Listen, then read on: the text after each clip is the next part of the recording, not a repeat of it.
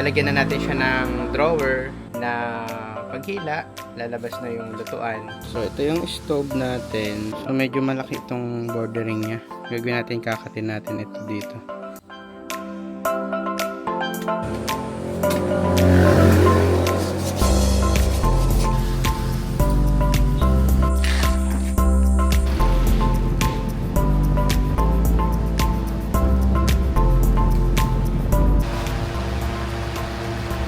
Gawa na tayo ng butas. Papasok kaya ito. Wow! Sakto. Ayos. May sink pa tayo! So pag hinatak, ayan, may sink na tayo dito.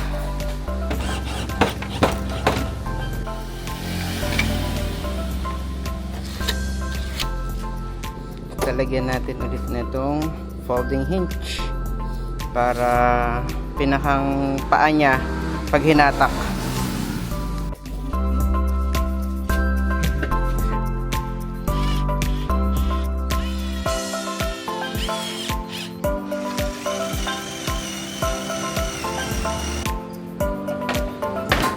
A few moments later. Wala tayong landing point sa Nagcarlan. Dito tayo dadaan sa Kalawan. So medyo maulan yung ano natin, camping plan. Ito pala. Ayun pala, dito na sa kabila.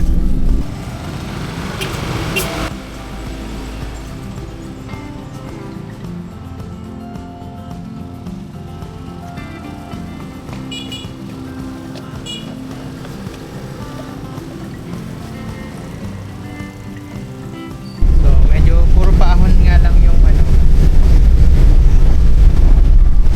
yung ating biyahe.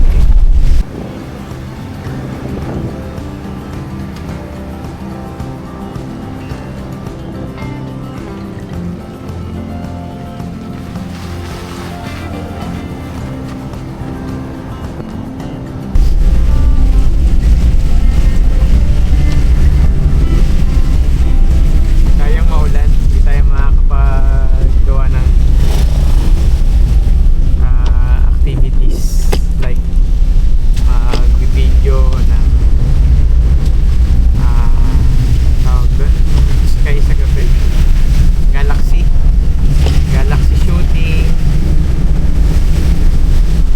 Pero ang magagawa natin ngayon, magluluto tayo ng tempura, i-deep fry natin, tapos mag noodles tayo.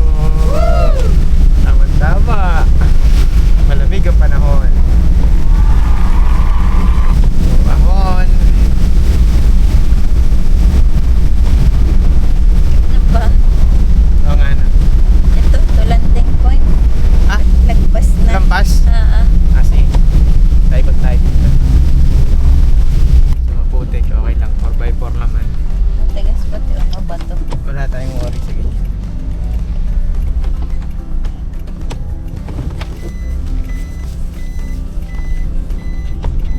Parang mababa naman. Buangat mo pa yun. Napakan ba yan?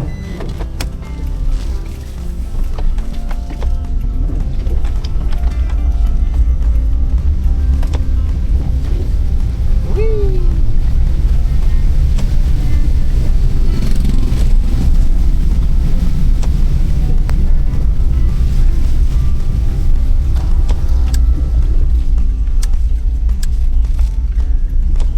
Landing point. Okay, mukhang galing landing point yan nakasalubong natin.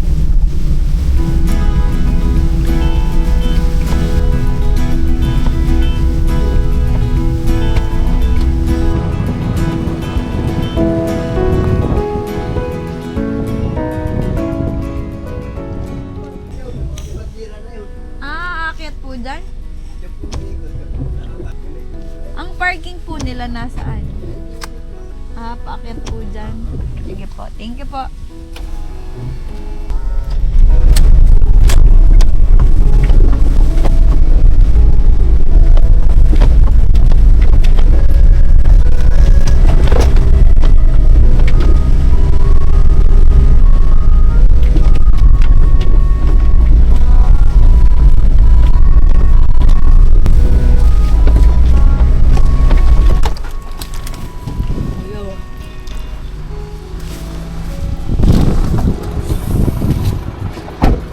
Ayan, so nandito na tayo sa landing point.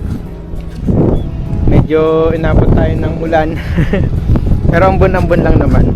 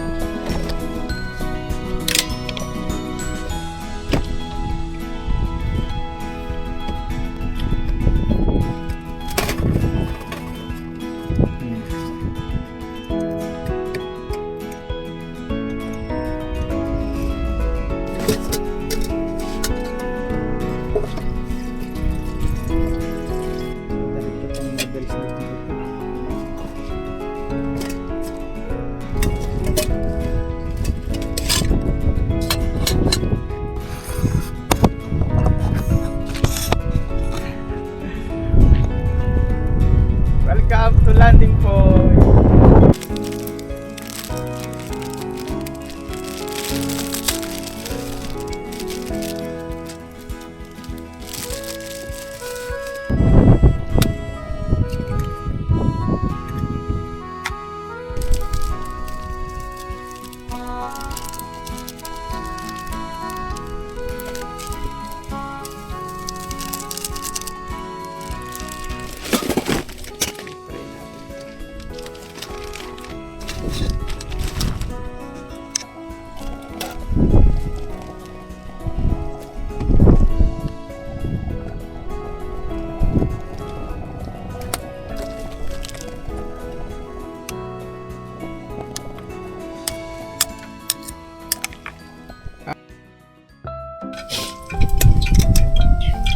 Ito na natin kainit, hindi na tayo makakaupo dahil malakas ang ampias ng hangin.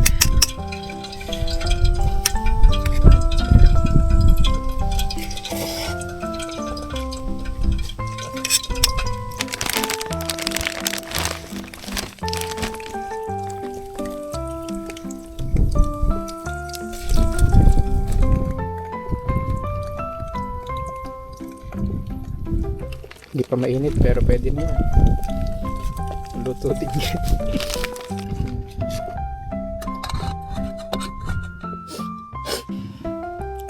Mag-set up tayo ng awning.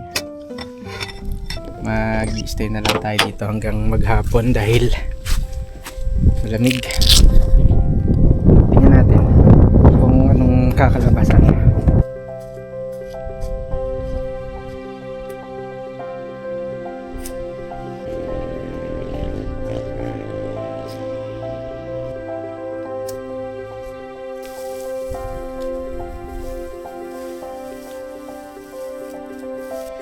Ito yata.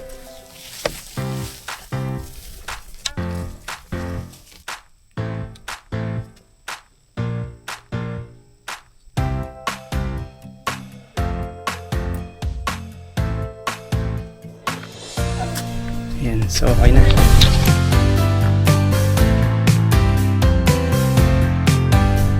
Ito na yung ating. Wow, lumobo na. Lumobo na, mahal. Ang ganda.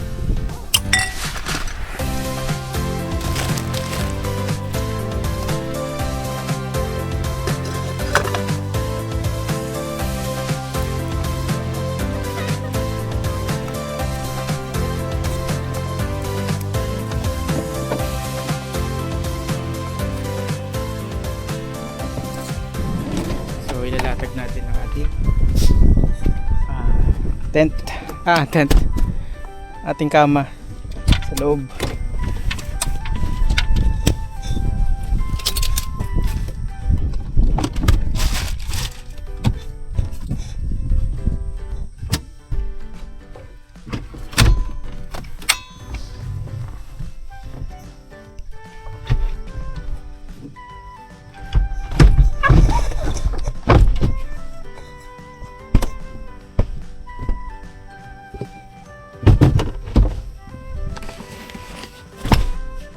Okay. Umaraw na. Pinagbigyan tayo. Ha? Ayan na ang araw, ang taas. Ha? Maulap. Maulap pa. Pero at least nagpakita na yung araw na kaunti. Luto na, mahal. Kain ka na. Papak-papa ka lang.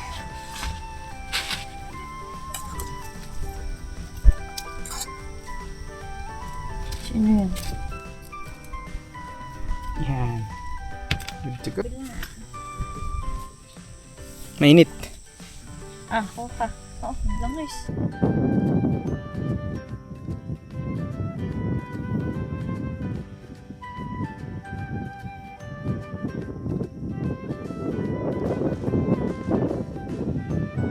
Okay, so nagluto tayo ng kape sa ating mocha pot. Yeah.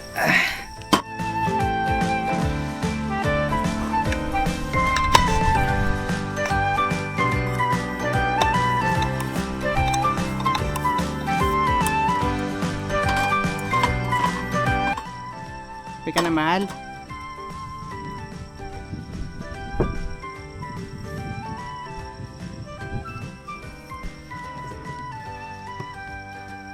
Biglang uminit, bigla na namang kumulimlim na naman. Kita pala ang lake nga dito. Ilang lakes mo makita Pito. dito? Pito? Ito dapat yun. Pero hiwa-hiwalay kasi yan. Parang yung isa pa yun. Ang galing butas-butas. Akala natin ay hindi natitigil ang ulan, pero pinagbigyan tayo ng panahon. Ayan, ang lamig ngayon at kitang-kita natin ang kapaligiran dito sa taas ng landing point. Yun nga lang, wala tayong sunset. Magpapakita kayang sunset. 4:30 pa lang. Anong oras ba nagka-sunset? 5. 5:30. Pero nakaharangan ng ulap yun. Mukhang alanganin yun. Ano lang, at least may liwanag lang at hindi umuulan. Sa bagay, ibang experience naman pagka umulan. Pero yung tempura niluto natin ngayon. Masarap. Nasang shrimp. So tayo lang ngayon ang nandito. Dahil weekdays. Tapos maulan pa kanina. So dito walang parking fee lang, ang babayaran ba? Parking fee. Since Silang karga. oo. Wala namang naningil sa atin ngayon. Ang ulan kasi kanina eh. Hinihintay namin may lumapit pero wala namang lumalapit. So siguro hindi muna tayo mag-aano ngayon. Hindi tayo mag-overnight. Quick camp lang tayo. Day tour camp. At least nakapag-try ulit tayong lumabas gamit ang ating minivan. Yan, tagal na nating hindi nakapagparamdam gamit ang ating minivan. Pero ayun, marami tayong mga upgrade na dito. Gaya ng ito, nilagyan natin siya ng fog lamp na nakababa. Malaking tulong yan. Sa loob, ano bang nadagdag natin dito? Ito, fog lamp switch. Temperature gauge ng coolant. Ito yung ating lutuan. Yan. So, ito lang yung natapos natin sa ngayon. Pipindutin lang yan. Fold, pasok doon. So, yung sangkalan na stainless, nilagay na natin dito. Para pag nagluluto tayo. Tubig. Ito, gumawa din tayo ng lagayan ng mga condiments. Okay. Tapos nilagyan din natin ng carpet ito. Yan, naka-carpet na yung ating higaan. So, yun. So, naipakita na natin kung paano to gawin. Mga basic setup lang tayo. Mga DIY setup lang kaya natin gawin. Tapos, bumili din ako na itong mga clip na to para pagka gusto matulog, sabitan ng mga pangharang. Pwede. Pinagpilatan natin yan ng bagong turbo.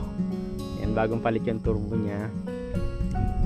Nabili natin sa Shopee, nasa around 12k. Parang ganun, 12,000.